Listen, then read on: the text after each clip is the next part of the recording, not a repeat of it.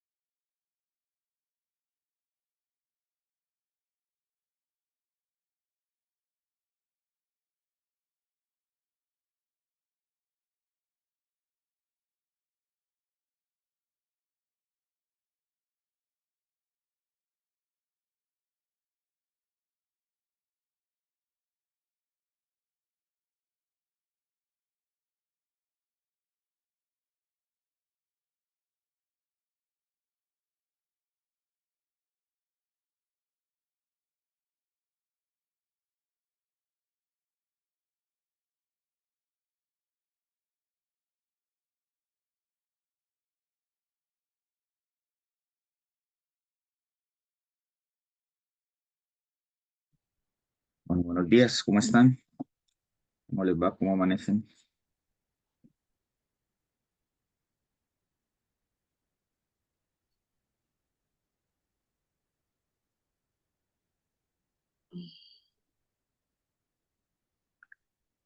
Sí.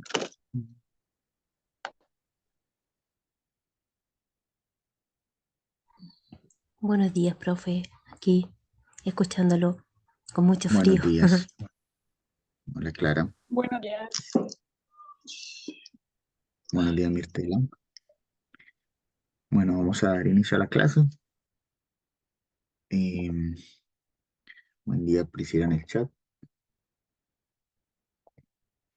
Hoy vamos a revisar entonces algunos medicamentos magistrales y oficinales que podemos encontrar. Ayer pues terminamos de revisar algunos homeopáticos y naturales. Vamos a continuar con los magistrales y oficinales. Finalizando la clase, les voy a dar unas pautas que igual se las voy a mandar al WhatsApp y para las disertaciones. Las disertaciones van a ser en 2 semanas, ¿ya?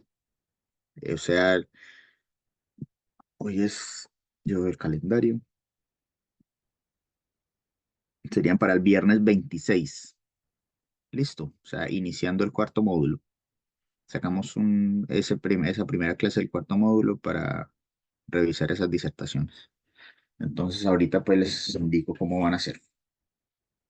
Similares a las primeras, pero yo esperaría pues un poquito más ya de calidad con el conocimiento que ya han adquirido.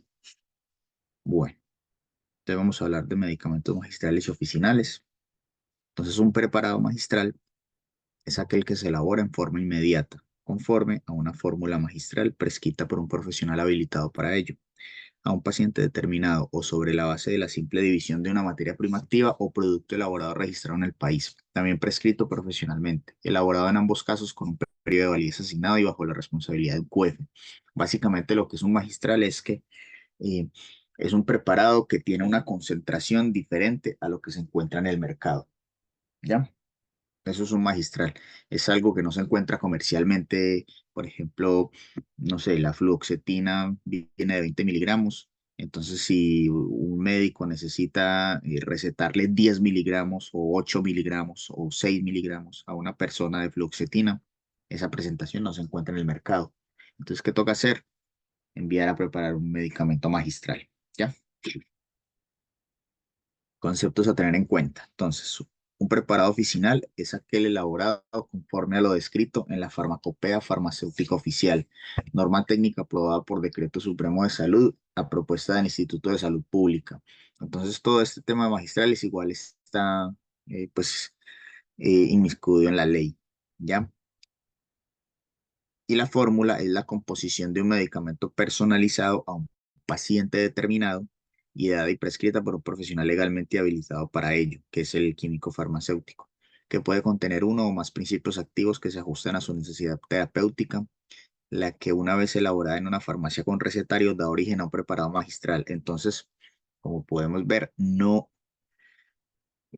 los preparados magistrales no son como de libre venta para que hay un montón de concentraciones determinadas y eso es lo que se va a vender. No, tiene que ser para un paciente determinado con una concentración determinada. ¿Ya? ¿Qué es la base galénica? Es la preparación compuesta de dos o más materias primas que cuenta con una fórmula definida y está destinada a ser utilizada como vehículo o excipiente de preparados farmacéuticos. ¿Qué pasa en los magistrales? Existen como unas bases. Unas bases sería como, por ejemplo, si yo le mando a preparar como médico esa fluoxetina de 6 miligramos que yo necesito para un paciente, ¿ya? Ya va a haber una base. Usualmente en la receta dice preparar en base uno o en base 2. Entonces esa es la base o el vehículo o los excipientes que ya están preparados previamente para adicionar esa fluoxetina, ¿ya? O cualquier pues otro magistral. Aquí estoy dando cualquier ejemplo, pero puede ser cualquier otro componente pues que se necesite.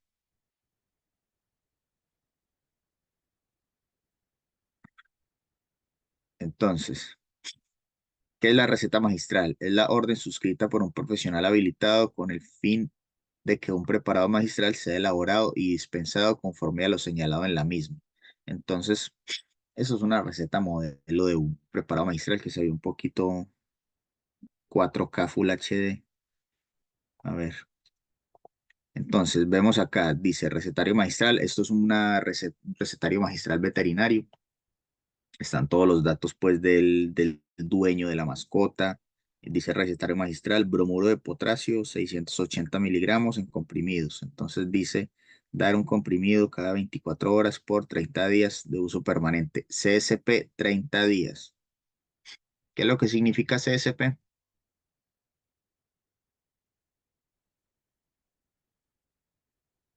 Que les dije ayer.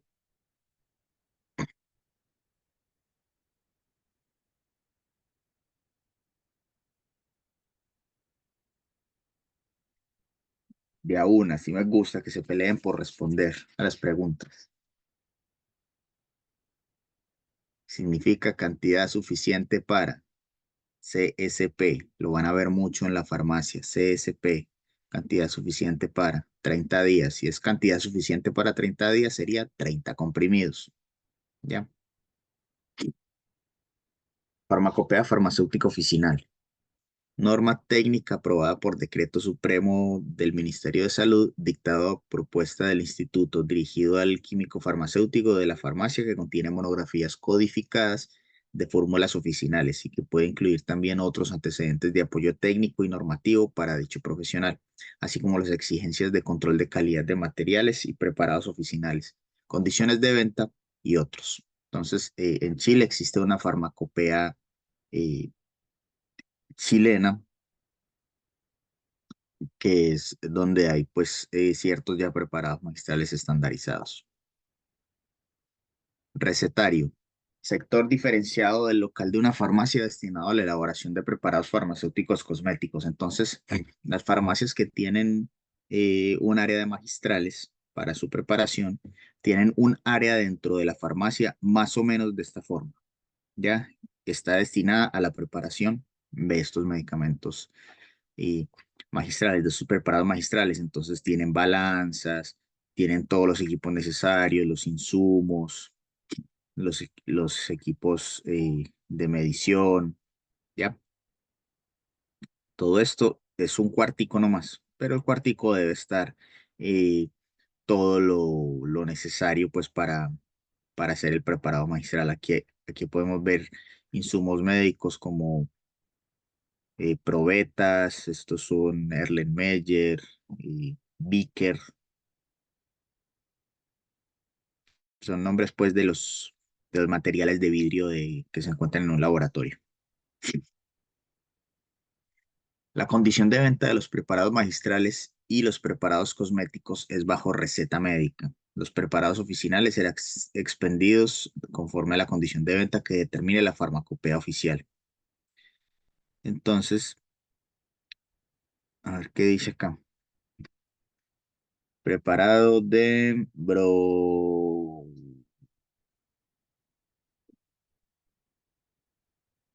Yo sé que de reposo 72 horas. A ver, ustedes que ya son casi todos unos auxiliares de farmacia. ¿Qué dice acá? ¿Quién identifica cuál es el medicamento que están mandando a hacer acá?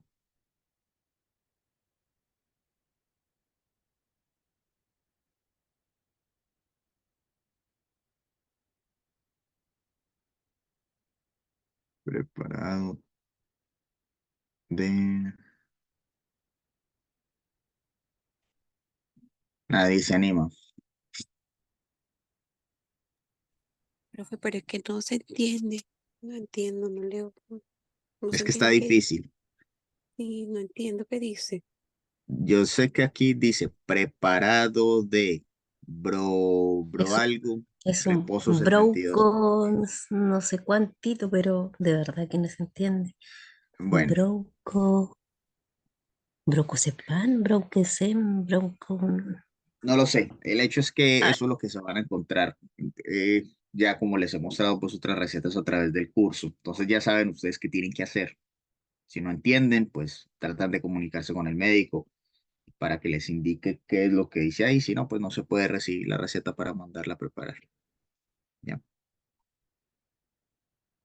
Los preparados magistrales no pueden contener principios activos en las mismas dosis y formas farmacéuticas de especialidades farmacéuticas registradas. ¿Cómo así? Pues yo para qué voy a mandar a hacer una fluoxetina de 20 miligramos si yo la encuentro en la farmacia ya lista. Listo. Solo en el caso de pacientes con intolerancia a excipientes determinados se permitirá la elaboración de preparados magistrales en igual dosis y forma de principios activos contenidos en productos farmacéuticos registrados, debiendo indicarse en la respectiva receta su condición médica y nombre del excipiente contraindicado. ¿Se entiende? Entonces, eh, si yo voy a mandar a hacer un preparado de un medicamento que lo encuentro comercialmente en la misma concentración, solamente la única excepción es porque esa persona está demostrado que tiene una, una intolerancia pues a uno de los excipientes contenidos. Entonces, por ello, debe ser preparado de forma magistral. Pueden prescribir preparados magistrales los médicos cirujanos, cirujanos dentistas, matronas, médicos veterinarios dentro de sus respectivos ámbitos profesionales. ¿Ya? Nunca se va a ver pues viendo eh, a un dentista o médico cirujano emitiendo una receta magistral para un perrito o viceversa. Un médico veterinario no se va a ver eh, emitiendo una receta para una persona. Entonces, cada quien con su especialidad, hay que revisar eso, pues bien cuando le llegue una receta, si es que termina elaborando en un recetario magistral o una farmacia con recetario. El documento que se prescriben en estos preparados debe contener a lo menos los siguientes puntos. Entonces, mención de que se trata de una receta magistral. Siempre, siempre estas recetas va a decir recetario magistral, ¿ya? Es diferente de los otros tipos de receta. ¿Quién me recuerda cuáles son los otros tipos de receta, que son otras tres,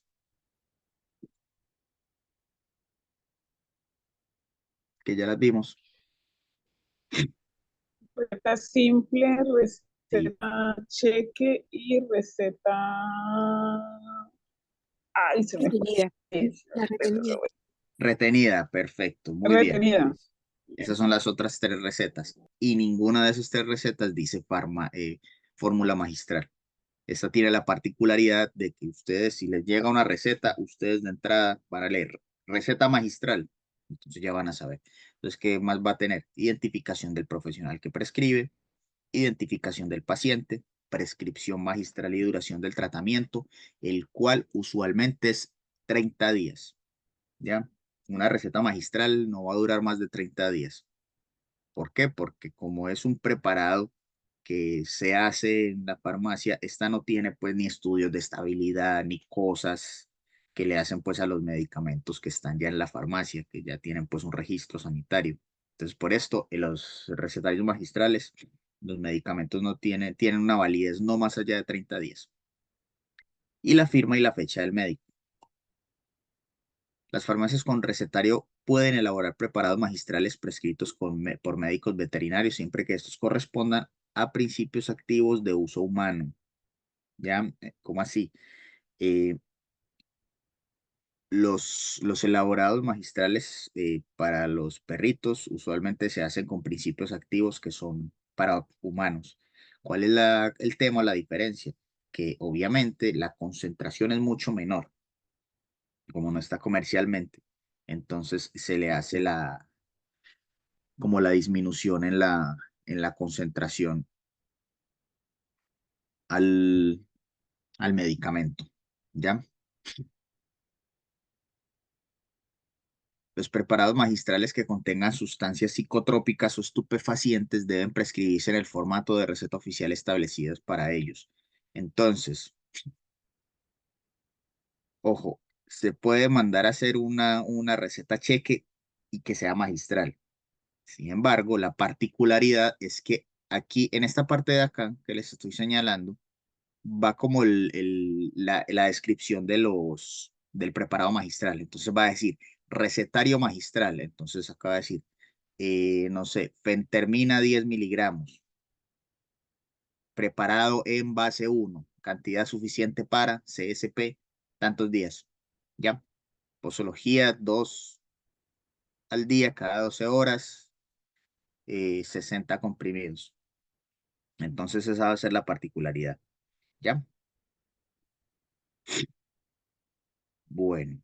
El plazo durante el cual una receta es válida, como les decía, para ser presentada su elaboración en recetario es de 30 días corridos, contados desde la fecha de su extensión. Ojo, aquí no es que es lo que dure el recetario, sino la validez de la receta. Es lo mismo que las demás recetas, tanto la receta simple, la receta retenida, la receta cheque y la receta magistral, todas tienen una validez de 30 días. ¿Ya? ¿Por qué? Porque después de 30 días muy probablemente esa persona ya no vaya a necesitar ese tratamiento, porque ya ha evolucionado su fisiología, ¿ya? Entonces, para que lo tengan en cuenta. Toda farmacia que capte recetas de Profe, ¿me preparados puede magistrales. explicar un poquito la parte usted dijo que una receta cheque igual podía ser receta cheque magistral? Sí, Eso va a variar en la medida de los miligramos que necesite cada persona en cuanto a sí, un medicamento. De verdad que eso yo no lo había escuchado nunca, sí. porque ya To- usted puso el ejemplo de ese medicamento, sí, eh, de la metformina, no, o la otra que dijo, pero fentermina. fentermina, claro. Em, Pero no, de verdad que no había escuchado nunca que una receta cheque podía ir mezclada con una magistral. Sí, Entonces no, O sea, tendría que ser una persona que sea alérgica, que a lo mejor tenga rechazo a algún medicamento, que sea en menor cantidad. Sí, De verdad que hay que ahí te verlo. diste la respuesta. Tú sola te respondiste todo. Esas son las razones por las cuales existe una receta cheque y puede ser magistral. Por todo eso que acabas de decir, porque puede ser alérgica a un excipiente del medicamento que se vende en la farmacia o porque necesita una concentración diferente. Básicamente es por esas dos cosas, porque necesita una concentración diferente. Entonces la receta cheque es la misma receta cheque que uno recibe en la farmacia normal, pero tiene la particularidad de que escribe recetario magistral. Entonces ahí está el detalle. ¿Ya? Eso se ve mucho de este recetario, es para recetario para niños, cuando Sí, sobre todo con el tema necesitan. de las leches. Profe, pero otra consulta, disculpe que lo interrumpa Sí, tanto. no, Em, tranquila, adelante. em, ¿Todas las farmacias están autorizadas o obligadas al tema de de las recetas magistrales? Todas las farmacias están obligadas a tener una. Mira, ya justo iba para esa diapositiva, para darte esa Perdón, respuesta. Y aquí te la porque respondo. de repente uno va a farmacia, como dice usted, con el tema de los niños, y hay farmacias que no lo realizan. Pero las cadenas a lo mejor podrían, ya si por ejemplo yo tengo una Salco aquí en mi pueblo, no la hace, pero la de Temuco, que es una ciudad más grande, sí la puede hacer.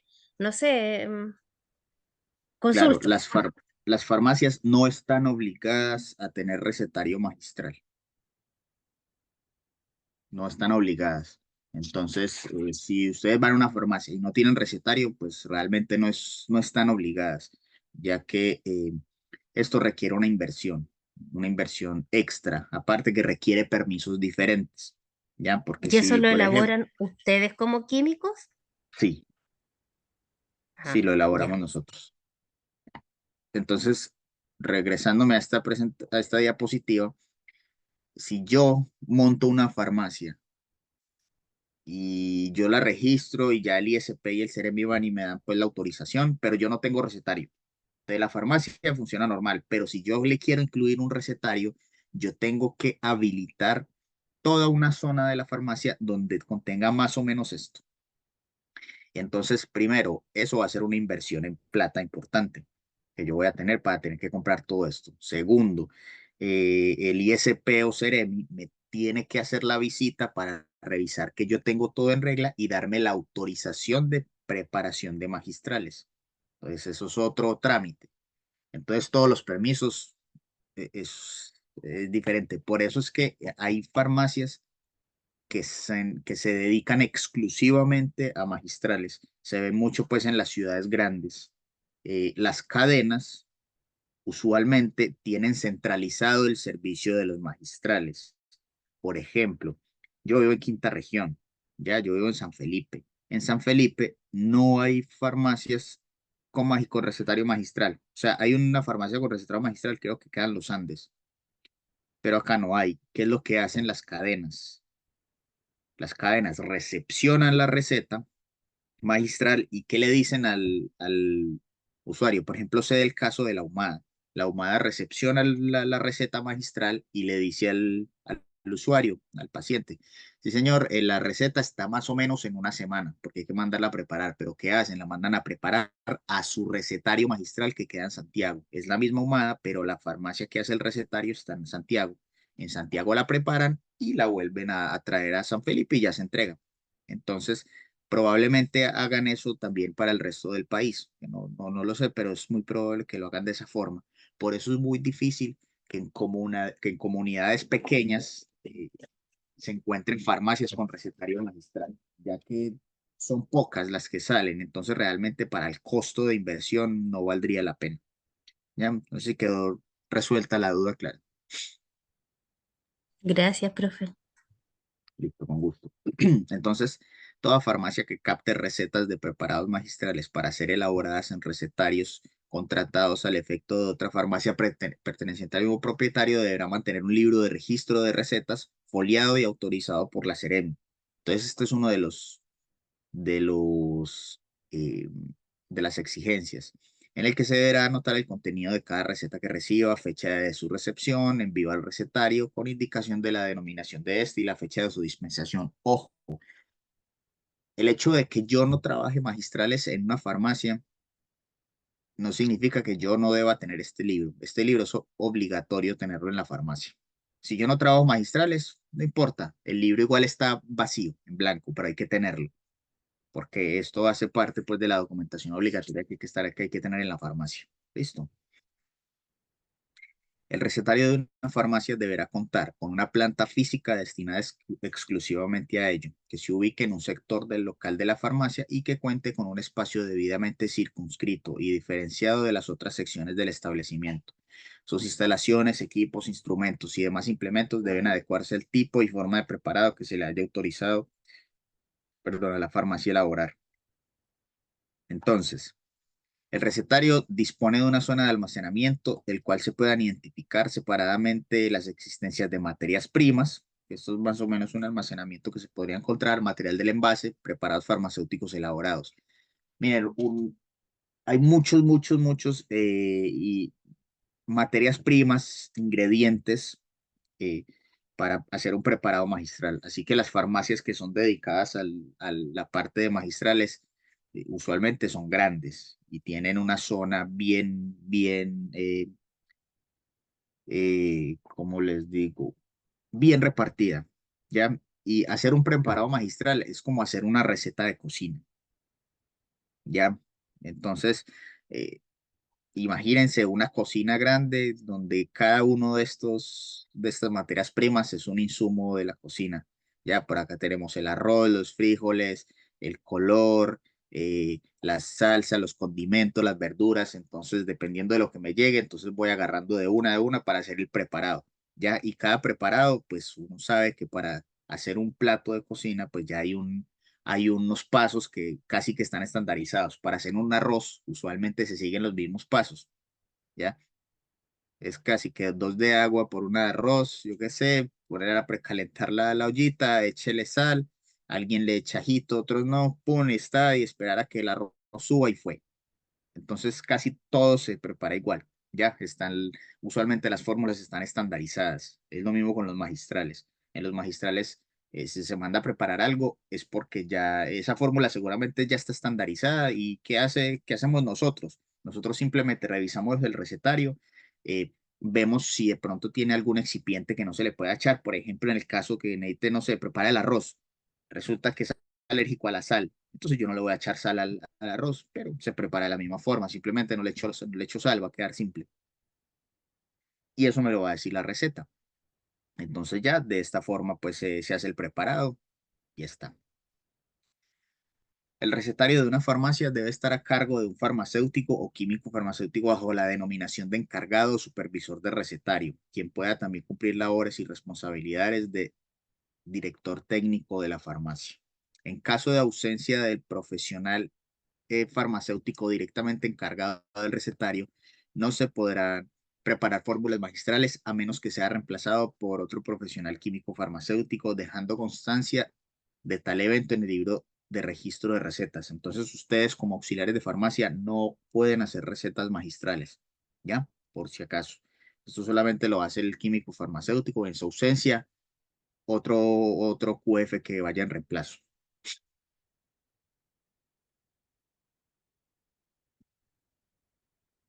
Dudas hasta acá de los magistrales.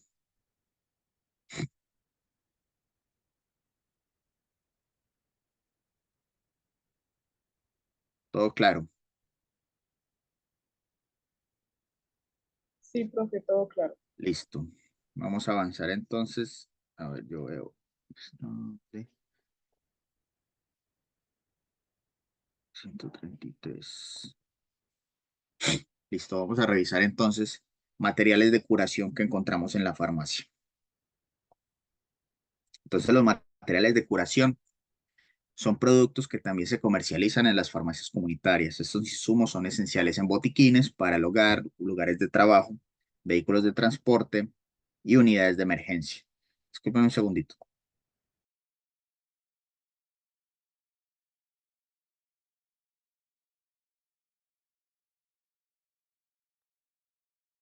Ya volví. Entonces, vehículos de transporte, de unidades de emergencia y los siguientes son implementos necesarios para realizar una curación, o sea que son de obligatoria tenencia en las farmacias y pues idealmente deberían, deberían ser casi que estar en todas las casas y en los trabajos, porque uno nunca sabe cuándo hay un accidente. Entonces, un antiséptico se refiere a una solución química aplicada en las superficies del cuerpo, como la piel o las mucosas, con el propósito de disminuir la flora normal o los microorganismos patógenos. Estos productos son menos perjudiciales que los desinfectantes utilizados en entornos ambientales y en materiales contaminados. Actúan como biocidas, destruyendo o inhibiendo el crecimiento de microorganismos en tejidos vivos. A diferencia de los desinfectantes, los antisépticos son menos tóxicos y están diseñados específicamente para ser utilizados en objetos y superficies inanimadas. Entonces, me interesa que quede clara la diferencia entre antiséptico y desinfectante. ¿Ya? Tenemos el antiséptico que es menos tóxico porque va a estar en contacto con la piel. ¿Ya?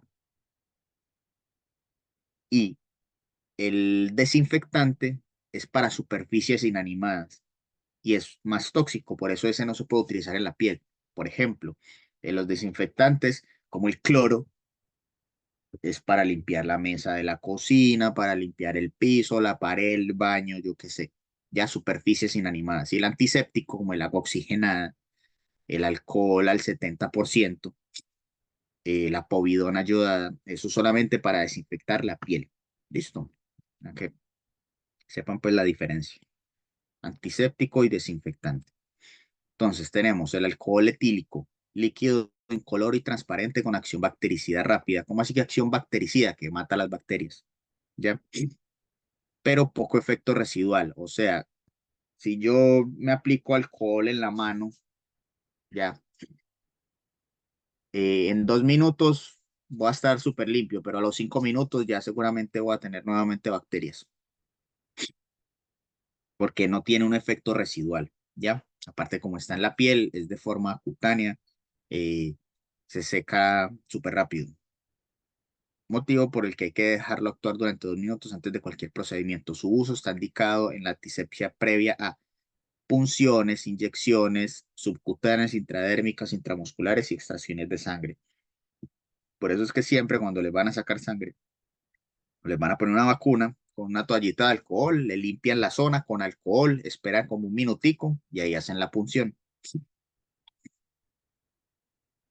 Este alcohol etílico es inflamable y su uso prolongado produce irritación y se queda en la piel. No debe utilizarse sobre heridas porque irrita el tejido dañado, porque puede formar un coágulo que protege a las bacterias sobrevivientes.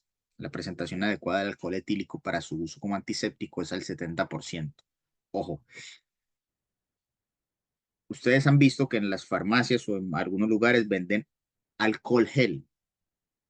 El alcohol gel no es más que el mismo alcohol, pero que lo preparan con un carbómero como para que sea como un gel. Y a eso le aplican glicerina, ¿ya? Esa glicerina va a tener la función de que no va a producir irritación y se queda en la piel, sino que se va a sentir suave al tacto. Eso va a depender, pues, si está bien preparado o no. Pero no es tan recomendable usar alcohol puro para limpiarse las manos por mucho tiempo porque nos puede secar la piel y nos irrita la piel, ¿ya? Y si se va a utilizar, que sea el 70%, no la del 95%, porque el 95% ya es muy concentrado, ¿ya? Listo, clorexidina, perteneciente al grupo químico de las biguanidas, que poseen actividad antimalárica, propiedades físico-químicas, es poco soluble en el agua, por lo que se utiliza bajo forma de sales, diacetato, diclorhidrato, digluconato. De estas tres, el diclugonato, digluconato, es la más soluble en agua y alcoholes. Entonces la clorexidina se utiliza como antiséptico. No sé si han visto también que depende de la concentración. Por ejemplo, esta clorexidina es al 2%, pero la clorexidina que es al 0,12% es la que se utiliza para jugarse la boca, que es no me acuerdo el nombre, ¿cómo se llama?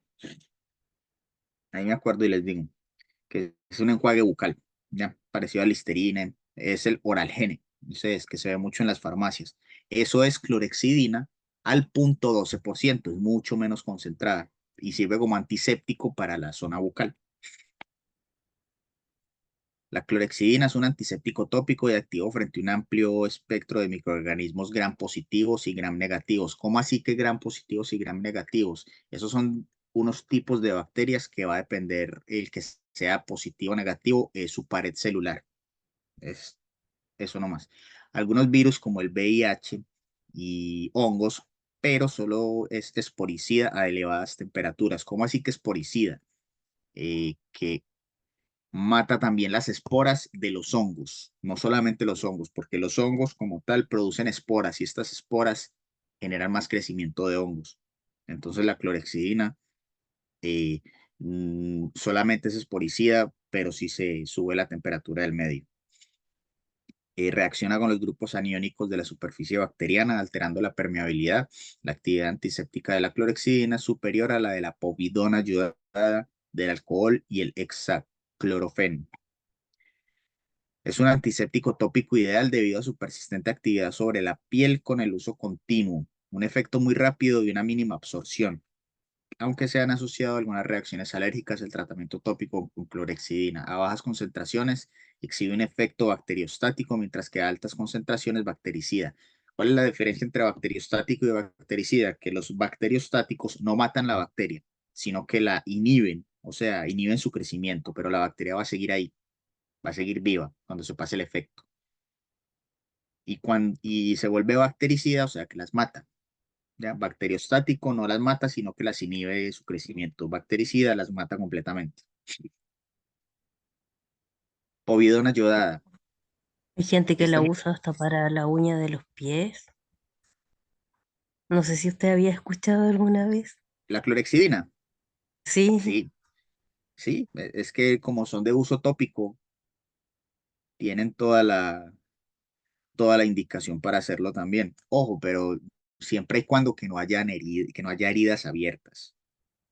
¿Ya? Por ejemplo, si yo tengo, no sé, tengo resequedad entre los dedos, que eso puede ser por algún hongo, ya que se nota como la piel escamosa, que a veces pasa entre los dedos, de pronto por la humedad, sudoración con la media uso del zapato. No es nada raro que usen un poquito de clorexidina, realmente puede funcionar. Y en las uñas también. Mientras que no haya eh, heridas abiertas, no hay ningún problema. Bueno, la povidona ayuda, antiséptico tópico de amplio espectro con actividad microbicida del yodo, activo contra bacterias, hongos, virus, protozoos, pero variable frente a micobacterias y no es esporicida. Su actividad se mantiene en presencia de sangre y tejido necrótico, siendo útil en lavado quirúrgico, preoperatorio, desinfección de piel sana y antisepsia antes de inyecciones y catéteres. Contraindicado en intolerancia al yodo, desórdenes tiroideos y uso regular bucal en pacientes con terapia de litio. Entonces, la povidona sí se puede usar en heridas abiertas. Ojo, no aplicarle povidona directamente a una cortada o herida abierta, no. Es sobre los bordes. Por ejemplo, un raspón. Cuando un niño se hace un raspón, lo ideal es limpiarle, desinfectarle con povidona ayudada, pero siendo muy cuidadosos ya en la forma de hacerlo. Entonces, esa es como la indicación. Puede interferir en pruebas tiroideas, dar falsos resultados positivos en pruebas de sangre oculta, evitar uso prolongado en embarazo y lactancia. Reacciones adversas raras incluyen irritación cutánea, efectos sistémicos en aplicaciones extensas. Se deben evitar, perdón, interacciones con derivados que tengan mercurio. Entonces, eh, realmente la povidona está en casi todas las casas o en casi todos los trabajos, están todos los botiquines, ¿ya? Porque si uno tiene una herida, lo primero que se va a aplicar es un poquito de povidona para desinfectar el área de alguna herida, ¿ya? Es como lo más común. Gasas, insumo empleado en medicina para la curación de heridas. En el comercio se pueden encontrar gasas esterilizadas o no esterilizadas. En farmacia se comercializan gasas en rollos, precortadas o de gran tamaño y se ofrecen al cliente de acuerdo con sus necesidades. Entonces existen dos tipos. La gasa tejida es el material compuesto por dos juegos de hilazas, hilos verticales y horizontales que forman un cuadrado. Se fabrican máquinas telares. Se pueden fabricar de fibra de algodón natural o de material sintético puro o mezcla de material natural y sintético. Entre sus características está que se adhiere más al tejido, se utiliza en relleno de cavidades. En comparación a la gasa no tejida, presenta menor absorción, menor elasticidad, mayor costo y puede generar residuos en la herida al retirar el producto. Ojo, si va una persona a la farmacia y tiene una herida, ustedes no le pueden vender esta gasa. ¿Por qué? Porque como se la van a aplicar, al retirar la gasa de la herida, pues obviamente van a quedar residuos de esa gasa en la herida y eso es doloroso. ¿Ya? Hay otro tipo de gasas que son mejores para ese tipo de heridas como raspones. Listo, para que lo tengan en cuenta. Gasa no tejida. Esta es tejida, esta es no tejida. Se fabrica utilizando un proceso llamado prensado, proceso que consiste en comprimir la tela a presión, lo que la deja con una estructura irregular. Son de material sintético, poliéster más rayón o una mezcla de sintético y natural. El rayón o la celulosa aportan a la gasa suavidad, el volumen y propiedad de absorber 5 a 11 veces su peso. El poliéster le aporta resistencia, evita que se adhiera a la herida. Entonces, la gasa no tejida sí se puede recomendar para una herida, heridas leves. Listo. Porque al estar no tejida, no van a quedar como los hilitos en la herida. Entonces, para que lo tengan en cuenta que eso es súper importante, que todos esos insumos son de muy común venta pues en las farmacias de personas que tienen heridas o van a llenar un botiquín en casa o para el trabajo. Los Profe, apósitos, pero una sí, consulta, esas gasitas, por ejemplo, las viejitas, las abuelitas antes decían que eso se retiraba o se despegaba con agüita hervida. Ahora la juventud dice que se puede retirar, remojar con suerito fisiológico. ¿Qué tan cierto es? Porque igual preguntan, po, y las gasitas de verdad que se pegan, aunque sean las yayitas más chiquititas, igual se pegan. mire, es que lo ideal es que para una herida no se ponga gasa. ¿Por qué? Porque la herida hay que dejarla respirar, entre comillas, para que pueda cicatrizar. Porque si una herida se tapa, va a cicatrizar feo y se va a demorar en cicatrizar, que es lo ideal, que cuando ya la herida esté un poquito seca, ahí sí se pongan la gasa. Pero si la herida está fresca, lo ideal es no ponerlo. Ojo, sí, pero si la herida, no sé, está en una zona del cuerpo que está en contacto con la ropa, ya, y que se tenga que tapar porque si no va a estar pegando, por ejemplo, en el buzo yo tengo una herida en el codo y aquí el polerón me está molestando a toda hora, ahí sí hay que utilizar algo. Ahí lo ideal es usar otro tipo de parches, que esos parches permiten respirar la herida, es que no recuerdo el nombre, pero no hay lo ideal es no recomendar gasa, por lo menos yo evito para ese tipo de heridas, inclusive yo le digo a los auxiliares que dependiendo el tipo de la zona de la herida y el tipo de herida en que estado esté, recomendar determinado tipo de gasa o apósito, ¿ya? Porque Profe, lo pero uno es mejor, que uno puede recomendar otro tipo de apósitos, como usted dice, pero Sí, la gente en la casa siempre va a usar lo lo que que tiene en tenga la a mano. mano.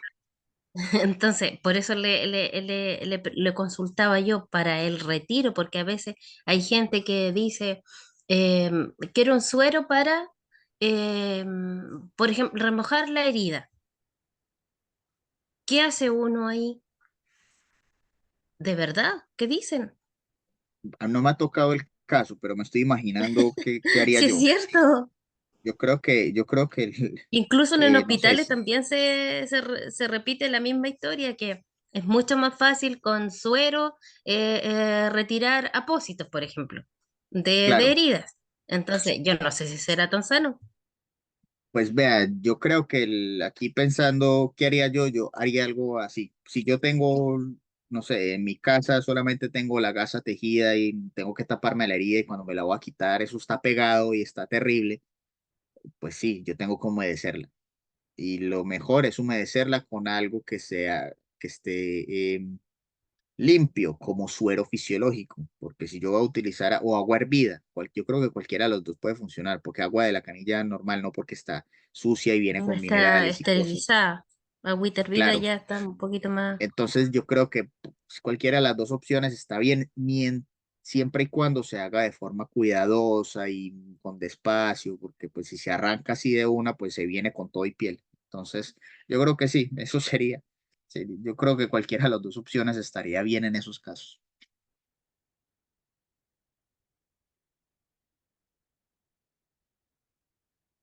Bueno, entonces pasando a los apósitos. Entonces los apósitos son muy buenos para estos casos. Eh, es un insumo formado por algodón en su interior recubierto por gasa tejida a base del mismo material. Se utiliza como apósito secundario para proteger y como tapón. Entonces son ultraabsorbentes y no se adhieren a la herida. Estos apósitos son buenos para sus casos. Obvio, cada vez que el apósito sea como más especializado, pues va a ser más caro, pero pues todo va a depender. Todo siempre la respuesta es depende de la herida, depende del presupuesto de la persona, depende de muchas cosas, lo que nosotros podemos ofrecerle pues para tratar alguna herida. Entonces, ¿cómo sigue un apósito secundario? Entonces, después de realizar un lavado por arrastre mecánico, que el lavado usualmente es con suero fisiológico para dejarla limpia, después de haberla desinfectado con povidona ayudada, por ejemplo, se coloca un apósito primario y sobre este se coloca un apósito secundario para cubrir la coración, que se fija con cinta adhesiva. Ya, entonces, más o menos de esta forma. Después de limpiar la piel o realizar una incisión quirúrgica, se aplica el apósito con cinta adhesiva. Entonces, también se venden las cintas adhesivas en la farmacia, que usualmente son cintas de papel, que son las que van a ir pegadas a la piel, como para cerrar pues esta herida. Si es posible, se realiza un lavado por arrastre mecánico previo a la aplicación del apósito en forma comprensiva, o sea, en forma suave. Se fija con la cinta adhesiva o con vendas. Entonces, el algodón es una fibra textil vegetal que se desarrolla alrededor de las semillas del arbusto pertenecientes al género Gossypium y a la familia de las malváceas, originario de zonas tropicales y subtropicales. Diversas especies autóctonas se encuentran en América, África e India. Entonces hay diferentes tipos de algodón también en la farmacia. El algodón se destaca como la fibra natural más significativa a nivel mundial. Su relevancia se consolidó en el siglo XIX durante la industrialización y sigue representando casi la mitad del consumo global de fibras textiles en la actualidad. Se utiliza para la aplicación de soluciones antisépticas y medicamentos. Se encuentra bajo dos formas, algodón hidrofílico y algodón antiséptico. Entonces, ¿cuál es la diferencia? El algodón hidrofílico, que son estas bolitas de algodón que venden casi todas las farmacias, que son como unos rollos, se presenta bajo un aspecto muy blanco, suave, ligero, elástico, en forma de láminas delgadas y largas, enrolladas en sí mismas. Este algodón tiene gran poder absorbente, por lo que se empapa fácilmente con las soluciones antisépticas y absorbe muy bien las secreciones de las heridas. Entonces, esto usualmente se utiliza para la limpieza pues, de las heridas. ¿ya? Algodón antiséptico es el mismo que el anterior, pero le incorporan sustancias germinicidas como fenicado, salicilado, boratado, sublimado, o sea que no solo el simple algodón, sino que le echan alguito más para que tenga un efecto antiséptico. Su empleo es común porque además de absorber, filtra el aire y quedan detenidas en sus mallas los microorganismos. Se emplea mucho para lavados y para colocar en las heridas también. Telas adhesivas. Insumo médico desechable fabricado con polietileno de baja densidad, caracterizado por su estructura macroporosa y transparencia. Su principal función es la sujeción segura de apósitos, vías endovenosas, tubos orotraqueales, torácicos o abdominales. Destaca por su adhesivo sintético altamente efectivo que retira sin causar daño de la piel. Entonces, todas estas telas adhesivas son súper buenas. Esto es de alta rotación de las farmacias, porque esto sirve para eh, pegar cualquier cosa en la piel. Se adhiere bien y no causa daño pues al retirar el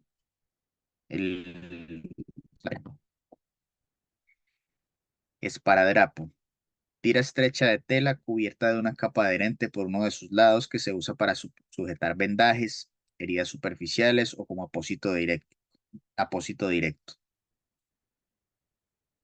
Cinta micropore, cinta hipoalergénica de papel y sin látex que es suave con la piel pero tiene una buena adherencia y deja una cantidad mínima de residuos adhesivos al retirarla. Es una cinta quirúrgica económica y transpirable para uso general, disponible con color blanco o tostado. Esta también es de alta rotación.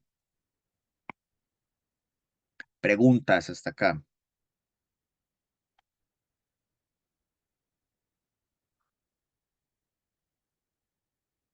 Vamos bien. Todo claro.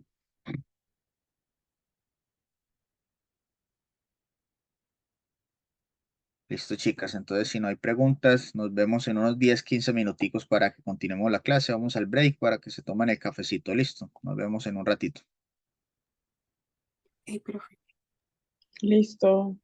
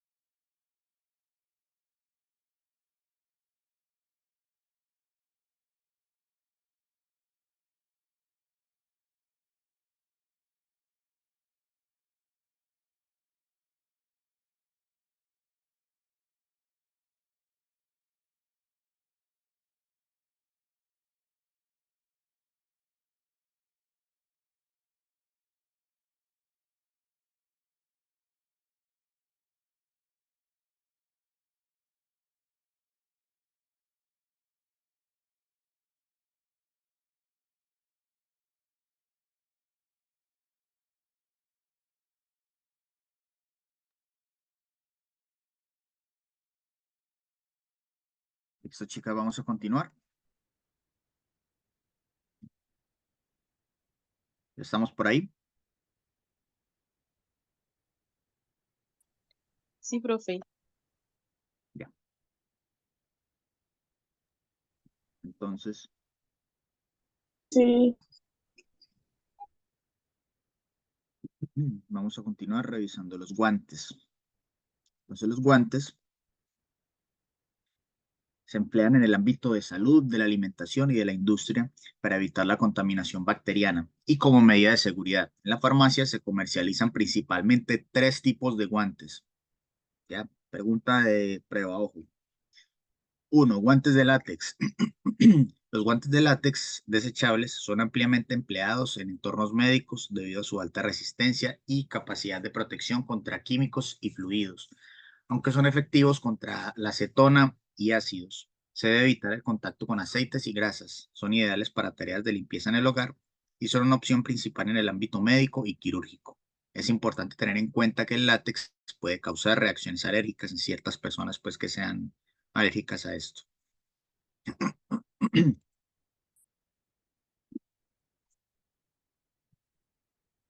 Guantes de nitrilo.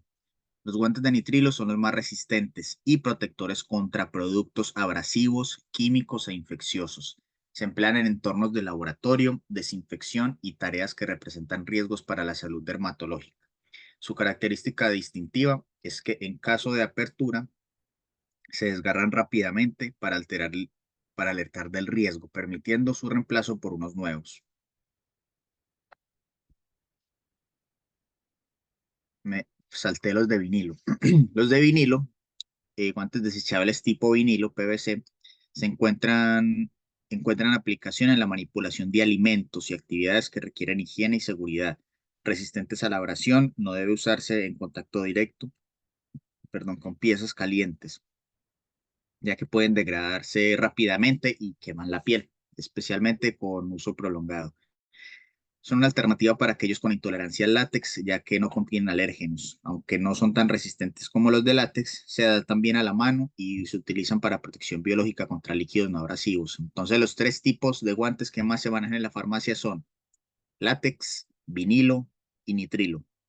Listo, para que no se les olvide. Vendas Coban. Este tipo de vendas es un sistema compresivo de dos capas de estiramiento corto y eficiente y cómodo. Se utilizan pues para tener una compresión sostenida hasta por 7 días. La primera capa de poliuretano se une a la segunda capa autoadherente que otorga compresiones en reposo de entre 40 y 17 milímetros de mercurio, favoreciendo retorno venoso y rápido cierre de las úlceras venosas, libre de látex e hipoalergénica. Entonces está indicado para el tratamiento de úlceras venosas, edemas o linfedemas. Las mascarillas, dispositivos autofiltrantes o mascarillas parciales que resguardan el rostro, empleadas por profesionales médicos y personal sanitario para prevenir la diseminación de bacterias y virus provenientes de la nariz y boca del usuario. También adoptada por civiles en entornos públicos durante brotes o epidemias de enfermedades transmitidas por vía respiratoria o en áreas con contaminación atmosférica. Su utilización ha aumentado en años recientes, especialmente durante la pandemia de COVID-19 en 2020. Entonces la KN95, que era un poquito más cara porque es mejor, retiene pues más alérgenos que la normal. Tenemos pues los dos ejemplos. El único malo pues es que sí, son totalmente desechables, o sea, se utilizan, inclusive hasta se recomendaba o se recomienda no utilizar la misma mascarilla todo el día, no, sino cambiarla cada tanto tiempo durante el día. Cloruro de sodio al punto 9, la solución salina. Es una solución salina con una concentración isotónica de cloruro de sodio al punto 9%. En definitiva, es una solución estéril de cloruro de sodio diluida en agua. Se incluye en esta sección ya que es indispensable para la limpieza de heridas, irrigación de heridas, limpieza de ojos, eh, lavado nasal en caso de taponamiento, por lo que se hace indispensable contar con este producto en el botiquín. Tiene registro ISP de medicamento. ¿Alguien sabe por qué la solución salina es al punto 9%? O sea, todas las soluciones salinas son al punto 9%. ¿Por qué?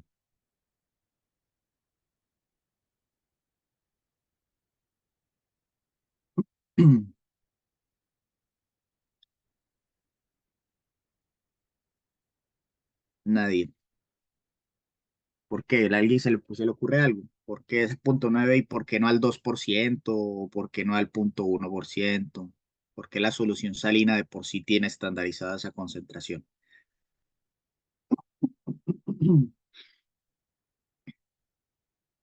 Resulta que esa concentración de 0,9% es el equivalente a la concentración de sal, la concentración salina en los fluidos corporales. Esa es la razón. Listo. Por eso es que los cloruros de sodio son al 0,9%, porque es el equivalente a la concentración salina en el cuerpo. 0,9%. Cuando se habla de isotónica, un segundito.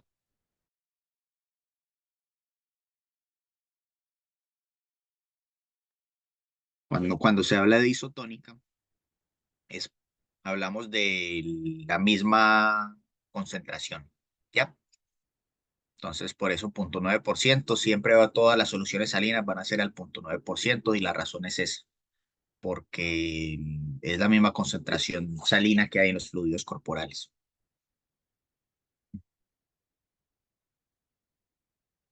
Apósito de afrontamiento o tiras de sutura, que son los famosos Pharmastrip, indicado para afrontamiento rápido y eficiente de heridas cortantes como primeros auxilios, también para tratamiento de heridas posquirúrgicas o cierre de heridas superficiales. Algunas marcas son como los Pharmastrip o Orgostrips.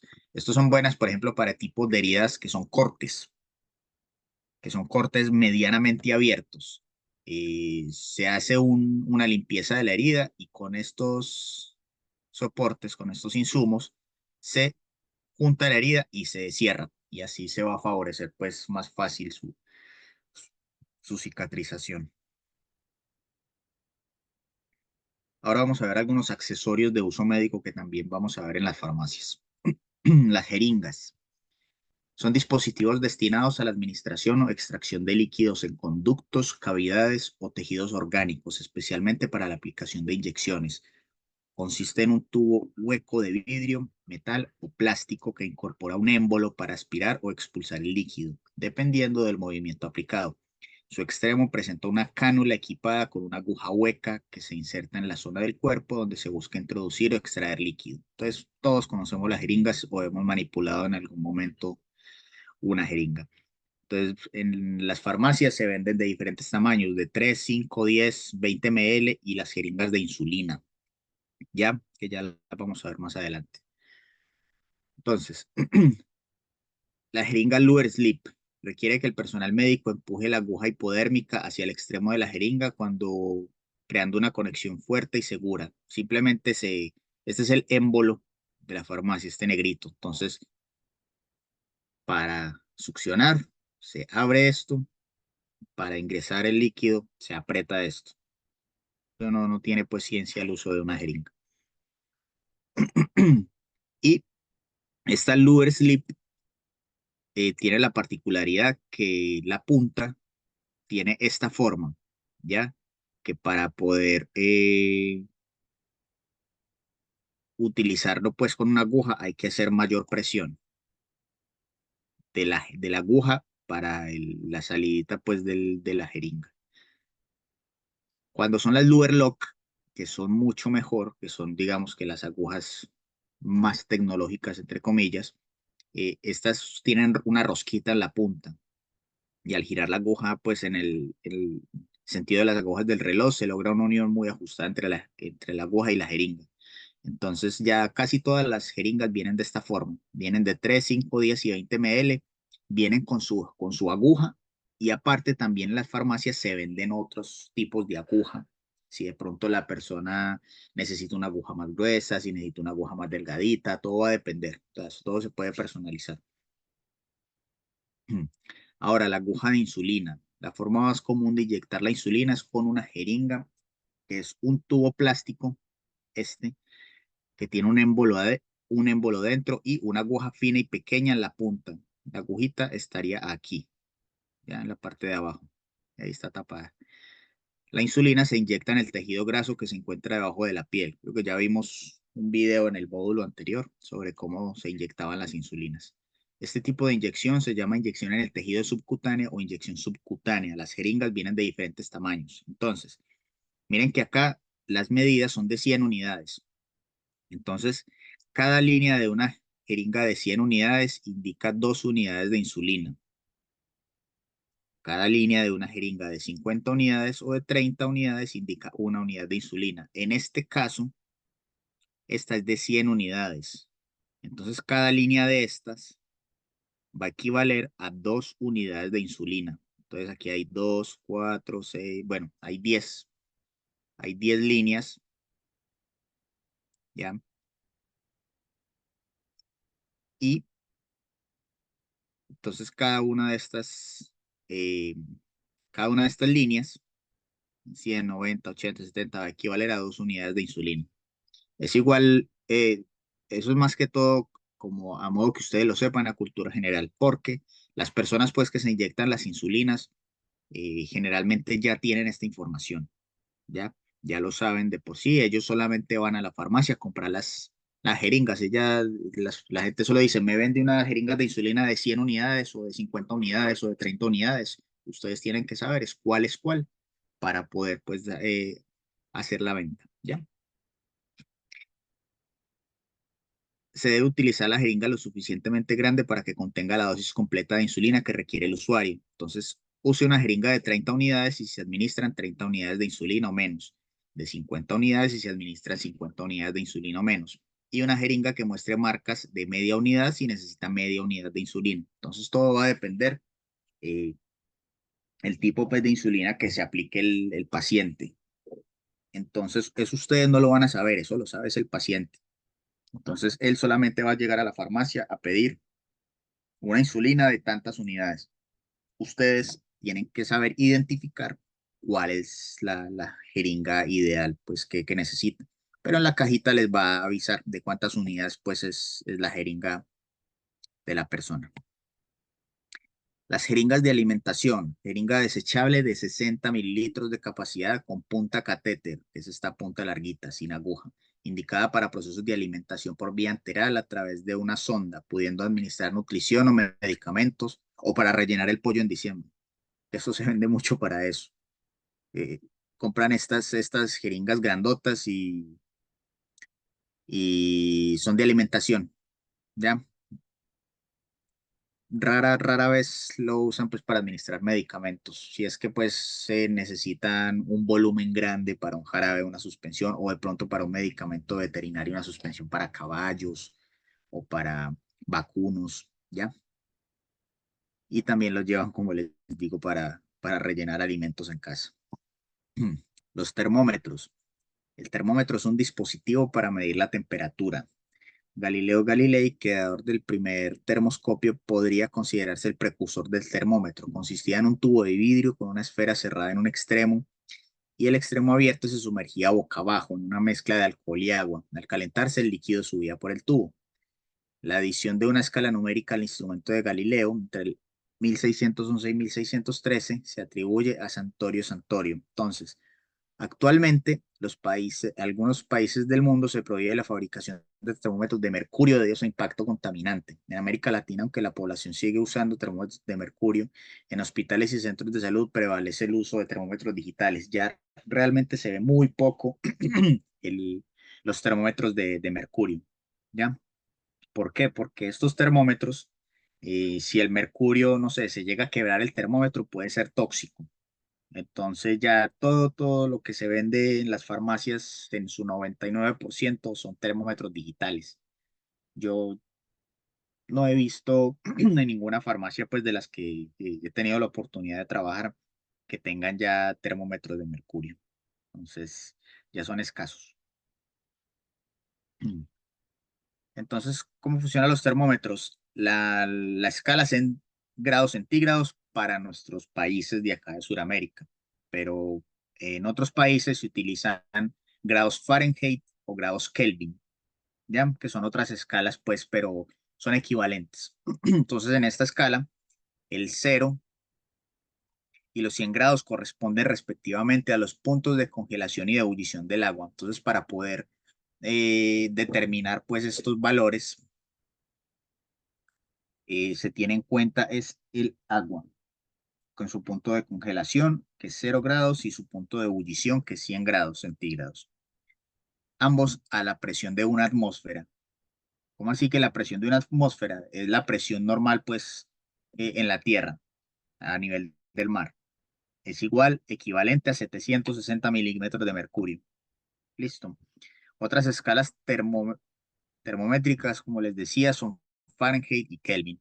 El tipo de termómetro más comercializado en farmacia es el digital, como les decía, el cual utiliza circuitos electrónicos para convertir en números las pequeñas variaciones de tensión obtenidas, mostrando finalmente la temperatura en un visualizador. Una de sus principales ventajas es que por no utilizar mercurio no contaminan el medio ambiente cuando son desechados. Entonces el cero absoluto de los grados Fahrenheit es 32. Y el punto de ebullición de agua es 212 y en grados Kelvin es 273 y 373 el de ebullición. ¿Ya? Tenemos los recolectores de orina. Es un insumo médico desechable y de uso único. Su función es acumular la orina en su contenedor. Posee un circuito cerrado de polietileno de baja densidad y de grado médico. Este recolector permite la medición de orina en forma horaria, la toma cerrada de exámenes y la realización de un balance hídrico estricto. Se usa en pacientes que han perdido la continencia urinaria o los que necesitan un apoyo temporal durante cirugías o procedimientos. Esto también se vende mucho, estos frasquitos de orina para las muestras para que la gente pues lleve a los hospitales. Los tensiómetros. El tensiómetro es un dispositivo manual o automático que mide la presión sistólica y diastólica. ¿Recuerdan el tema de la presión sistólica y diastólica cuando vimos los medicamentos, no, la fisiología pues del sistema vascular? Es de gran utilidad para personas con problemas de tensión que deben vigilar su frecuencia cardíaca en el hogar. Además es uno de los mejores aparatos para diagnosticar, controlar y tratar la presión. Entonces, hay tensiómetros digitales. Los tensiómetros digitales, ampliamente reconocidos por su comodidad y facilidad de uso, son ideales para tomar la presión de manera rápida y rutinaria en cualquier lugar. Su funcionamiento es sencillo. Se coloca en el brazo o la muñeca, se presiona un botón y este comienza a medir la tensión arterial con precisión. Yo sé que seguramente todas se han tomado la presión con algún aparato de estos, que lo que hacen es que se adhieren dependiendo si es en la muñeca o en la parte anterior del codo, del brazo, y te aprieta. Entonces ahí es donde toman la medida.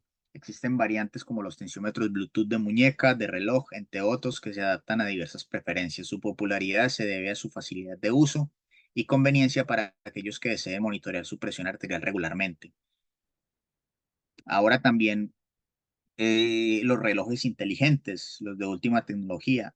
Digamos que la medida no es tan exacta, sin embargo, sí sirve como medida preventiva, como para estar tomándose la presión para una persona que de pronto necesite estar tomándose la presión constantemente y no se encuentre en la casa. Un reloj inteligente es una buena opción. Ojo, no es médicamente exacto, pero nos puede ayudar a tener unas cifras, pues, para tener un mejor control. Entonces, presentaciones, tensiómetros de muñeca, que son más ligeros y portátiles, ideales para personas que viajan con frecuencia, aunque su medición puede ser menos precisa pero son convenientes para la automedición. Y los de brazo, que garantizan medidas más confiables y son adecuados para tenerlos en la casa o son los que utilizan los médicos, pues, en sus consultas. Y encontramos también los tensiómetros analógicos, que son empleados por profesionales de la salud, ofrece una precisión superior. Su uso implica la colocación en el brazo junto con un fonendoscopio en los oídos. A medida que se aumenta la presión, se escuchan los latidos, permitiendo una medición precisa de la tensión arterial. Entonces, esto tiene pues su detalle. Con el fonendo se escuchan pues los latidos ahí en donde uno empieza a contar y a bajar pues la presión y ir revisando la medida. Estos tensiómetros se presentan con un manómetro en el manguito o en la pera, cada uno con sus ventajas y consideraciones económicas. Entonces, estos son casi que exclusivo uso de los médicos, que siempre andan con suponiendo, pues usualmente en el cuello. Los tensiómetros de mercurio, que aunque precisos, los tensiómetros de mercurio están prohibidos debido a su contenido pues, de mercurio, que ya también poco a poco se ven. Utilizan mercurio en un tubo de cristal, aquí en el medio, para medir la presión arterial. Aunque aún se usan en ensayos clínicos, su uso personal está desaconsejado por razones de salud y normativas. Glucómetros. ¿Qué es un glucómetro? Es un dispositivo de medición utilizado para obtener la concentración de glucosa en sangre, o sea, la glucemia, de manera instantánea en el hogar de pacientes diabéticos, eliminando la necesidad de visitar un centro especializado. La concentración de glucosa en sangre se supervisa y los resultados se comparan con valores de referencia. Entonces ya les voy a mostrar un videito de cómo funciona.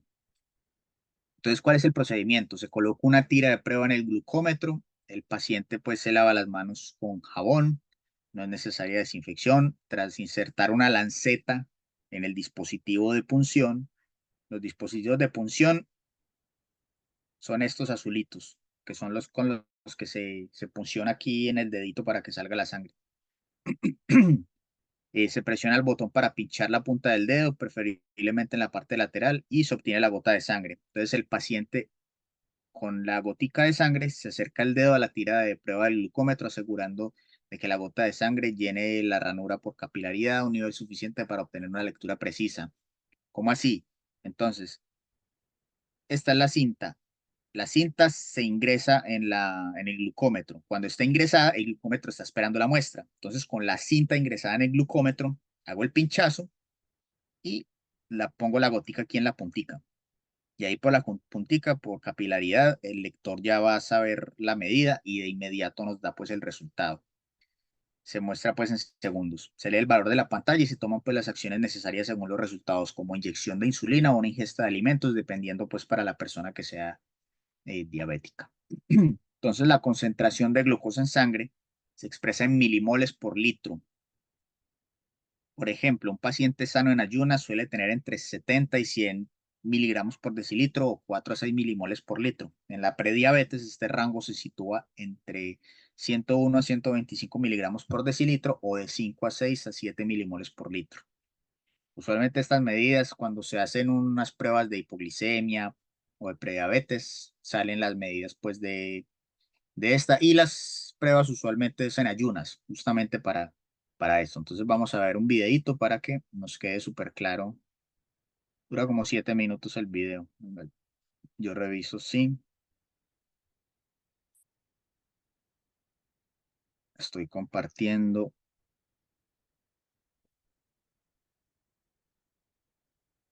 Compartir sonido.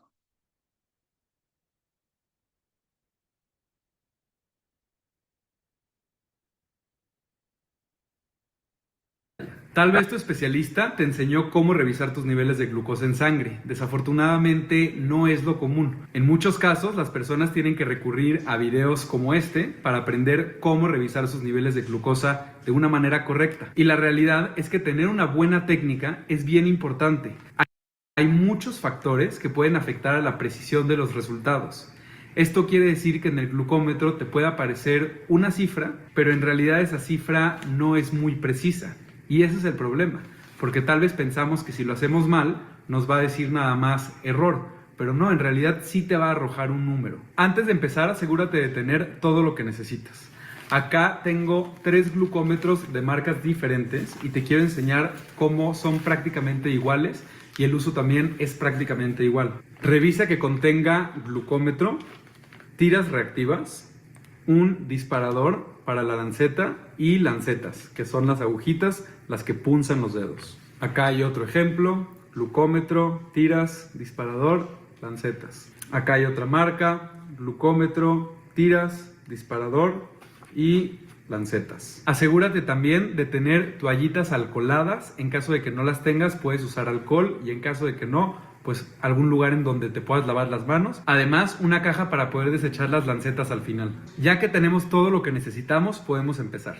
Entonces, primero el glucómetro. Obviamente el glucómetro pues tiene que tener pilas. Si no tiene pilas, pues no va a funcionar. Tenemos el glucómetro listo y hay que tenerlo a la mano porque ahorita lo vamos a usar. Pero primero vamos a poner la lanceta en el disparador. Los disparadores no son necesarios. También te puedes punzar sin el disparador. Pero una gran ventaja es que hace que la punción sea muy rápida y prácticamente sin dolor, ni te das cuenta. Se siente un poco raro al principio acostumbrarte a tú mismo pincharte, pero la realidad es que en cuanto a dolor, no hay dolor. Recuerda que estas agujas se llaman lancetas y son extremadamente delgadas. Una vez que tenemos la lanceta lista y le quitamos el protector, ya podemos cerrar la pluma o el disparador. Generalmente los disparadores tienen números que van del 1 al 5. Esto se va a referir a la profundidad de la punción. En 1 va a ser muy superficial y en 5 va a ser más profundo. ¿En qué número es mejor? Depende de muchas cosas. Tienes que encontrar un punto medio en donde no sientas dolor, pero en la primer punción salga sangre. Porque un error común es que nos dé miedo y que pongamos demasiado bajito el número, entonces nos tengamos que pinchar 2 o 3 veces para sacar una gota de sangre. Yo lo voy a poner en 3. Ya que esté listo, solamente lo vamos a cargar para que podamos picarle y rapidísimo salga la punción. Ahora vamos a ponerle la tira reactiva. Las tiras reactivas es en donde vas a poner la muestra de sangre y son muy sensibles al medio ambiente, sobre todo a la luz directa del sol y a la humedad. Este es un punto importante en el que se puede perder la precisión. ¿Por qué? Si acostumbras a dejar el bote mucho tiempo abierto, va a entrar calor y humedad y eso va a quitar o a bajar la precisión de esta tira reactiva. También es importante revisar la fecha de caducidad, siempre va a venir. Si usamos las tiras a partir del día 1, después de que ya se caducaron, no podemos confiar en los resultados. La recomendación es abrirla, sacar la tira luego y ponerla en el glucómetro. Debes de ver un chip y una zona para poner la muestra. El chip debe de ir adentro del aparato y en cuanto lo metes ya se prende automáticamente el glucómetro. Ahora tenemos que actuar más rápido porque ya se prendió. Antes de punzarnos es bien importante asegurarnos de que tenemos las manos limpias. Puedes usar una toallita con alcohol. Si no tienes toallita con alcohol, puedes comprar alcohol etílico y un algodón. Y si tampoco tienes esto, simplemente lavándote las manos con agua y con jabón. Es bien importante tener los dedos limpios porque los dedos que tienen mugre, algo de suciedad o inclusive grasa de los alimentos, por ejemplo, también cambian mucho la precisión de los resultados. La muestra que pide el glucómetro es muy pequeña, por lo que es muy fácil que se altere. Por otro lado, asegúrate de que tus dedos estén secos, pues si se mezclan con restos de agua o de alcohol, se va a diluir la muestra de sangre y los resultados tampoco van a ser exactos. Ya que tenemos todo listo, ahora sí ya podemos pincharnos. Una pregunta muy común es ¿en qué dedo se revisa la glucosa o en cuáles está prohibido? En realidad no hay ningún dedo que esté prohibido. Puedes revisarte la glucosa en los 10 dedos de la mano y la precisión debe de ser igual de los 10 dedos. Además de que se pueden los 10 dedos, la recomendación es rotar los sitios de punción. No te acostumbres a siempre revisarte en el mismo dedo o en la misma zona, porque eventualmente vas a hacer callosidades y va a ser mucho más difícil sacar una muestra de sangre en esa zona. Se recomienda pincharse en la parte lateral de los dedos y eso es simplemente porque en la parte central hay más terminaciones nerviosas y se puede sentir un poco más fuerte la punción. Ahora sí, ya nos podemos pinchar en la parte lateral del dedo.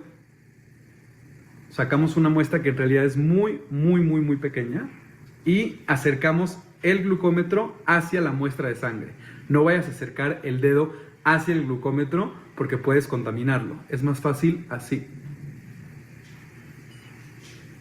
El mismo glucómetro va a hacer un sonidito en cuanto ya tenga suficiente muestra y se va a tardar pocos segundos en decir el resultado.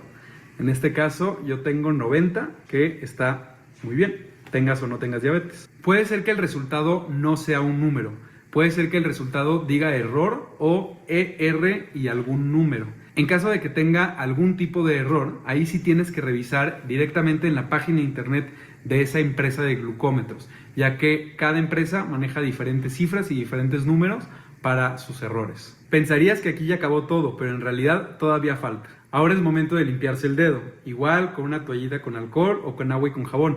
No te vayas a chupar el dedo, pues puedes aumentar el riesgo de infectarte. La tira reactiva ya la puedes sacar y la puedes tirar a la basura sin ningún problema. Y la lanceta también hay que cambiarla entre punción y punción. Las lancetas también hay que desecharlas en un contenedor rojo especial para punzocortantes, y en caso de que no cuentes con ese contenedor especial, puedes usar otras cajas que estén suficientemente duras como para que no se vaya a atravesar la aguja. En ese caso el contenedor tiene que venir señalado, le puedes escribir punzocortantes y tiene que estar bien sellado para antes de que lo tires a la basura. Eso con la intención de que las personas que trabajan en la basura no se puedan picar y no puedan contraer alguna infección o enfermedad. Ya que terminaste de revisar tu glucosa, falta una parte igual de importante, que es el registro. Es importante tener un registro de tus niveles de glucosa. Eso te va a ayudar a ti a entender mejor cómo es que se comportan tus niveles de glucosa a lo largo del día, y también le va a ayudar mucho a tu especialista a entender cómo es el manejo fuera de la hemoglobina glucosilada.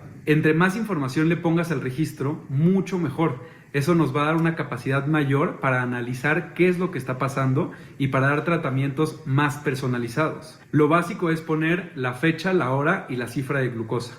Pero si puedes poner información extra, como por ejemplo si fue antes o después de comer, si ese día hiciste ejercicio, si fue con alimentos específicos, si ese día estabas pasando por mucho estrés. Entre más datos tengamos, mejor nos vamos a conocer. Espero que después de haber visto...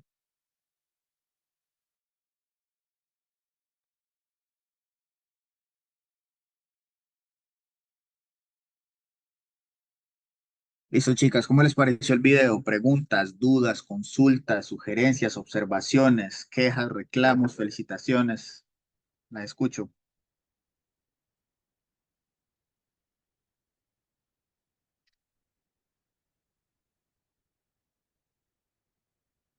Quedó entendido el uso del glucómetro, insumos médicos que se encuentran en la farmacia. Muy excelente el video. Gracias, Mirtel. ¿Alguien más desea participar con alguna observación, comentario, apreciación, opinión? Me pareció bastante informativo y didáctico porque mi papá y mi mamá, siempre yo le tomaba la glucosa y siempre mi mamá me decía que tenía que pincharse en el centro del dedo índice. Y inclusive cuando ella me hacía para yo saber, pues, me pinchaba y eso dolía muchísimo. Y entonces acá me llamó la atención que dice que duele menos a lo lateral. Entonces, quiere decir que lo hemos hecho mal siempre, pero por falta de conocimiento, porque si a lo mejor le hubiesen explicado así en el momento de darle la capacitación allí, ellos sabrían, pero este estuvo excelente, no sabía eso. Aprendí algo nuevo, como dice, que por el Claro, lado duele menos. Así claro. que gracias por la información. Listo, Janet, gracias por tu opinión. A ver en el chat, si yo veo algo como se usaba, muy bien explicado. Perfecto, Denise. Listo, chicas. Igual como dice la compañera, siempre se decía que era en un dedito y por el video podía ser en cualquier dedito, así que igual, muy bien el video, de verdad, profe. Listo, sí, claro, para una persona, a ustedes si de pronto les toca vender algún glucómetro en una farmacia o en su familia, hay alguien que se tome las medidas constantes, se le pueden hacer las recomendaciones, no siempre usen el mismo dedo, pues se van a acabar el dedito, sacándose sangre en la misma parte todos los días, o a varias veces en el día. Pueden utilizar todos los dedos y varias zonas del dedo, a los laditos o en el centro.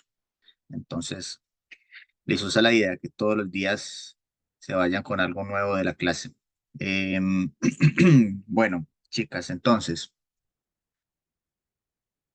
el próximo, como les dije al inicio de la clase, el próximo 26, julio 26, que es en 2 semanas, vamos a hacer una sesión de disertaciones, ¿ya? Esta sesión de disertaciones yo les voy a enviar al grupo del WhatsApp el lunes las pautas, ¿ya? ¿Cómo va a ser más o menos? Se los explico a grosso modo y se los va a mandar pues 2 semanas antes para que tengan más tiempo de prepararlo y si tienen dudas al respecto, me las hagan la próxima semana. Las pautas van a ser súper simples. Es, yo espero que me hablen, que ustedes escojan 3 medicamentos. Ustedes los van a escoger. Yo no se los voy a dar. Ustedes lo van a escoger. 3 medicamentos.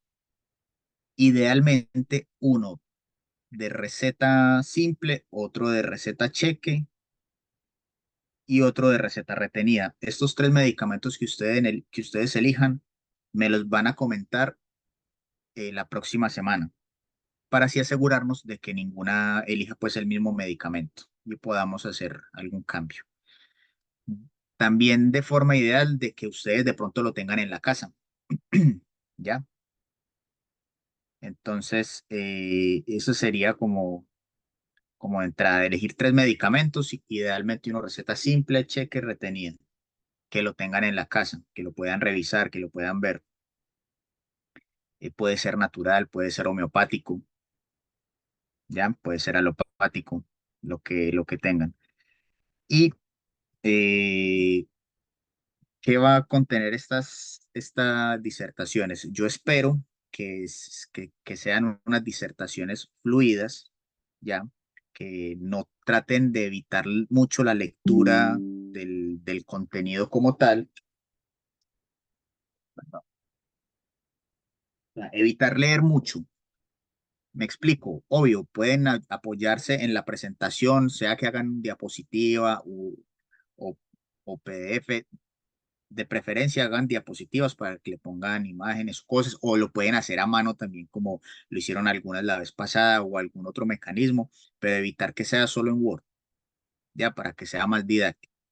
Eh, y que lo que escriban se ayuden, pero que hablen más, ya que me hablen, que sea como un conversatorio sobre ello. Eh, que logren utilizar pues ustedes un lenguaje más farmacéutico como si fueran auxiliares de farmacia, que nos expliquen cómo se debe utilizar, ya con lo que hemos aprendido pues durante estos 3 módulos.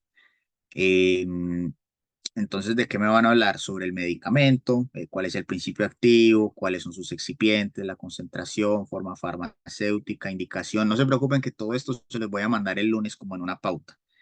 La vía de administración, posología y tiempo de tratamiento recomendado, grupo farmacológico al que pertenece, 3 reacciones adversas más comunes, si hace parte del petitorio o no, si es genérico marca, el laboratorio que lo fabrica, el registro de ISP y si es bioequivalente. Entonces, miren que es una disertación muy similar a la que hicieron ustedes durante el primer módulo, ¿ya?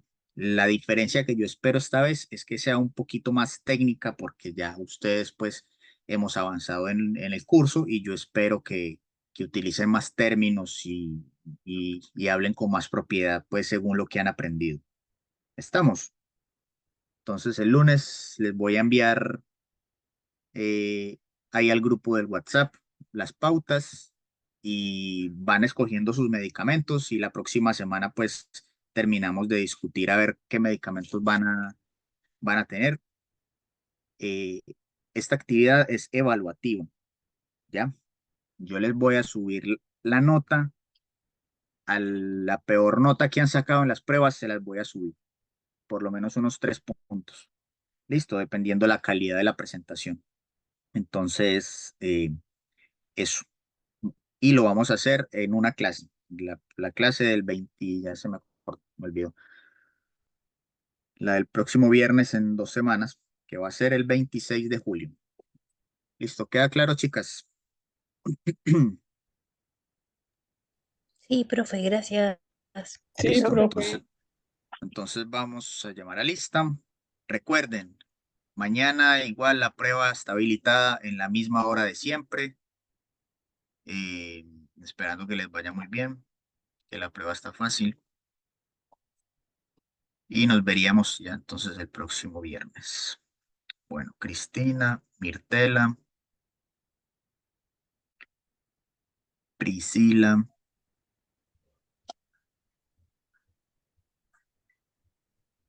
Priscila la vi en el chat. Presente, profe. Presente. Flor, Catherine Carmona, Janet, Presente. Marcela, Clara. Sí, aquí, profe, y muchos saludos a San Felipe. Espero que su clase siga siendo muy linda, como era antiguamente. Perdón, un Sí, ahí comentario sigue. aparte. Sí, ahí sigue la plaza, es bien grande y bien bonita la plaza de San Felipe. Sandra, Yesenia, Elizabeth, Catherine González, Presente. Michelle, Rose, Presente. Denise, Presente. Ariana, María, Daniela, Presente. Ida,